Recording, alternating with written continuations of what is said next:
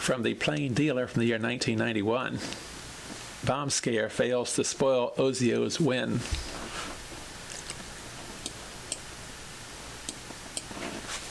David Ozio survived an encounter with top-seeded Amleto Monticelli, an open frame in the third, and a bomb scare yesterday to win the 27th Firestone Tournament of Champions. Ozio, 37, from Texas, a PBA member for 13 years, got his first major title with a 236-203 victory over Monticelli, who opened twice in the championship match, missing a 5-pin in the fourth frame and leaving a 4-6-7 split in the ninth. Riviera Lanes in Fairlawn, the tournament site, was evacuated at 2:50 p.m., 10 minutes before a scheduled network telecast on ABC TV, because of a telephoned bomb threat. Spectators, officials, the news media, and the finalists were not allowed to return to the building until 3:30 p.m. As a result, the championship match was not seen on television. Chief John Gemind of the Fairlawn Fire Department said no explosive device was found. The incident was the second straight for the PBA. We took it very seriously, said Gemind. ABC producer Carol Letty said, "We were torn between exposing what was going on and giving credibility to it versus a news story. Obviously, we didn't have a choice." Last week at Windsor Locks, Connecticut, an explosive device was found after a telephone threat. That device was found where the caller said it would be, but the building was not evacuated and the events were not mentioned on the telecast. Gemind said officials had planned an evacuation procedure at Riviera because of the earlier incident. "We started working on a plan Tuesday," said Gemind, who said nearby Summit Mall also received 2 threats yesterday.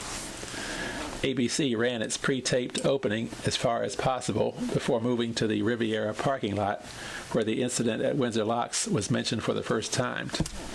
The telecast went off the air as scheduled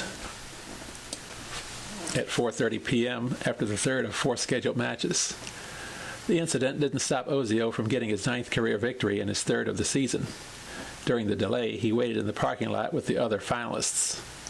"We were trying to figure out a way to get pins set up in the parking lot so we could bowl out there," he said. The $50,000 first prize made Ozio the leading money winner on the Winter Tour with $138,385. "I knew I wasn't going to beat Amleto without being relentless," said Ozio, who came back with 6 straight strikes after his open frame. With lane conditions a little tighter because of the shortened practice session, Ozio said he didn't have to get the ball as close to the gutter as he thought he would. "I was looking at 4 boards instead of 2 or 3, and it gave me a little more room to play with," he said. When he saw Monticelli leave the 5-pin, he said it pumped him up. "I knew I wasn't buried immediately," he said. "But I was prepared for him to come back and shoot a 247 or something like that. I was ready to throw one in the 10th for the cheese." Monticelli said he'd never blame anyone or anything for the way he bowled in the final. Even after the open frame, he came back to string 4 strikes before leaving the split. "I felt like I never really had time to breathe because he was striking the same way," said Monticelli, who won $28,000. Ozio, who was on the PBA Hall of Fame ballot but not elected this year, said the victory put another notch in the old gun handle.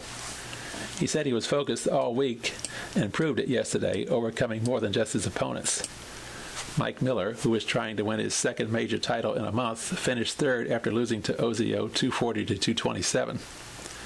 Miller defeated number 5 seed Chris Warren 230-218 after Warren advanced with a 248-224 victory over number 4 Scott Devers.